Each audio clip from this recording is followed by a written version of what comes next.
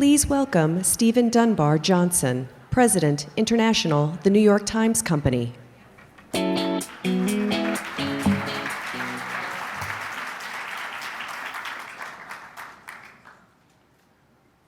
Good morning, ladies and gentlemen. It is my very great honor to welcome you this morning on behalf of all of us at the New York Times to our 14th Luxury Conference. And a very big welcome to the city of Miami. Lenny Bruce once said that Miami is where neon goes to die. Perhaps that's the case, but it's also the place where the Americas meet. It's where the art world migrates to at this time of year. It's where the Latin heart beats fast and warm. And it's where it really does feel good to be if you reside in the northern climes like I do. So it's great to be here. And it's also terrific to see so many familiar faces, some of whom who have attended, I think, most of our conferences. Certainly there was one gentleman I saw who I believe has attended every single one of our conferences this morning. But it's also wonderful to see so many new faces here this morning. We have well over 500 delegates from 20 different countries. So the networking opportunities over the next couple of days should be as stimulating as a cup of Cuban coffee in the morning. And of course, the conference networking opportunities exist on social networks as well as in real life. So we encourage you to start and join conversations on Twitter, Instagram, and Vine. You can follow updates about sessions and speakers from the conference Twitter account at INYT Luxury. Our Instagram and Vine accounts for behind-the-scenes photos and videos are both at NYT Events. And the hashtag for all platforms is hashtag INYT Luxury, Lux. I would like to thank our associates, the Perez Art Museum and the Miami Design District, and our sponsors, the International Fur Trade Federation, Fiancenteri Yachts, Ohana and Company, Almax, Getty Images, Elite Traveler, Iguatemi, ESSEC Business School, and Dentons. And our silver sponsors, Bergdorf Goodman, Neiman Marcus, Perrier Jouet, and Chivas 18. And of course, our principal sponsor, Mercedes-Benz, who've been such a terrific backer of this event for the past 6 years now. We are truly grateful to you all. It's your support that enables us to put this event together. Now, as I stated at the top of my remarks, this is our 14th Luxury Conference. It is an event that has taken place in Paris on 3 occasions, and in Hong Kong, in Dubai, Istanbul, Moscow, New Delhi, Berlin, London, Sao Paulo, Rome, and Singapore. But in many ways, today's event feels like a first. This is the first time we have convened the conference in North America, which frankly feels entirely appropriate given that North America happens to be the hottest luxury market in the world right now. It's also the first time that we have convened this conference without Suzy Menkes and her formidable curation skills. We have entered a new chapter with a full bench of the New York Times fashion and style team, harnessed to maximum effect and led by the extraordinarily talented Deborah Needleman and Vanessa Friedman. Art, technology, fashion forward are themes that Deborah and Vanessa have developed over the next 2 days. Art and artisanship as the inspiration behind so much of what the luxury industry is about today.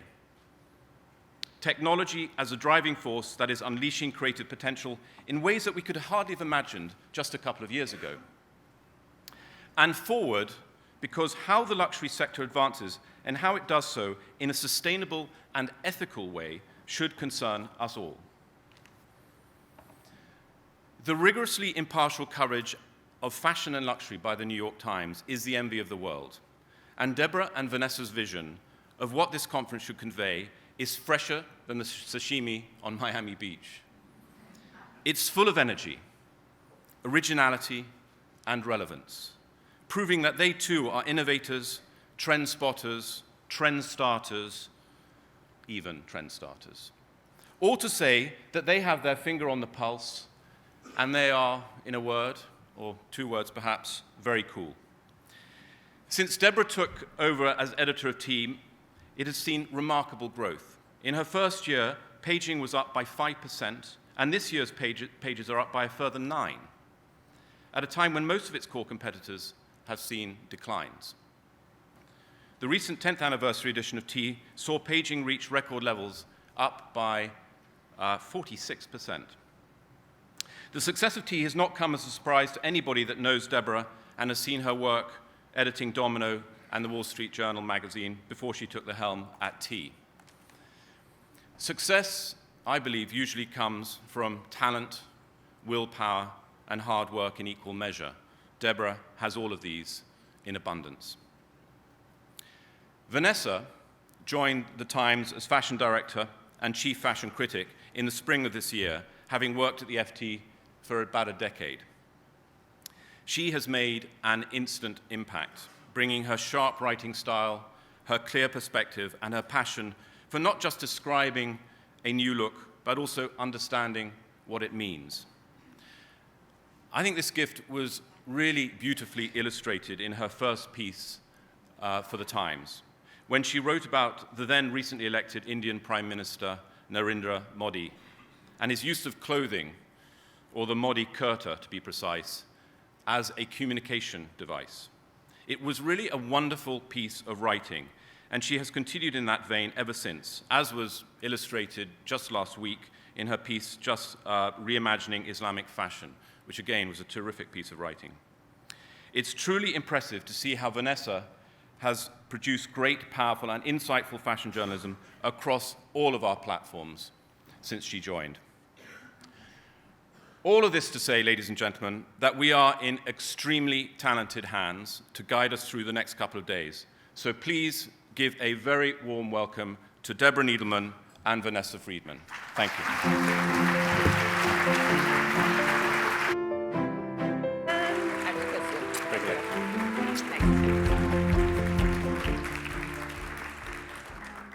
Thank you, Stephen, for that incredibly generous introduction and for not making any Crockett and Tubbs jokes.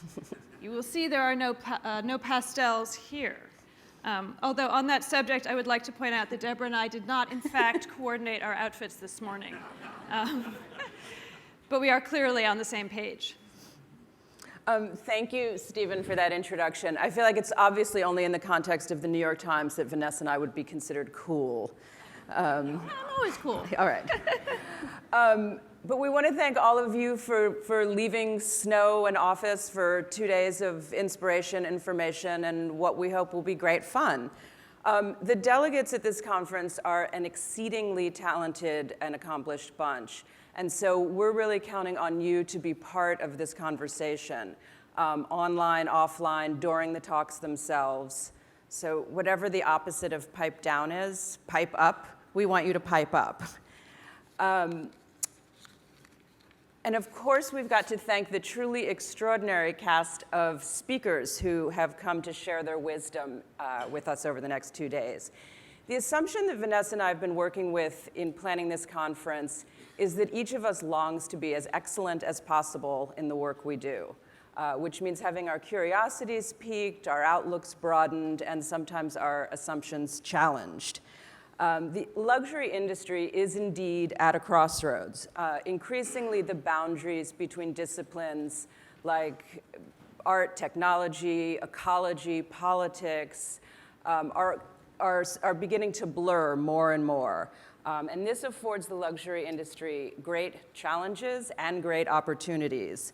And we think that strategies in one sphere are applicable to those in other spheres. And as we all know, I think the best ideas come from the most unexpected places. And we need them, now more than ever. I think we're facing what everyone in this room can probably agree is a changed and uncertain environment. The China bubble has, if not entirely burst, certainly drifted on the back of tourist spend over the ocean to North America and Europe. The European economies are stagnating. The ruble's at its lowest point in 5 years. Russia's on the brink of recession. There were protests in Hong Kong, violence in the Middle East, and the staggering upward trajectory that luxury has been on over the last 10 years is unquestionably slowing. Scared? Yeah, that sounds really exciting. But yet, Well, this is the reason that we've gathered probably the most eclectic group of speakers ever to grace a New York Times luxury conference. We've got voices from the worlds of business, technology, art, design, and fashion in all their various forms, including a series of cutting-edge inventors. So it's our hope that the dialogue that happens will open up new avenues of possibility for you in each of your own practices. And if we are indeed lucky enough to inspire you over the next few days, not just through our speakers, but through the people you meet here, the food you eat, except for the food last night, the art you see, the music you hear, we have a lot of people to thank for that. And most importantly, Stephen Dunbar-Johnson, who, along with our former colleague Susie Menkes, started this conference about 14 years ago. We have an incredibly wise council of advisors, and I think Vanessa and I are both incredibly lucky to work with a great group of people at the New York Times who have helped us put this together. So thank you.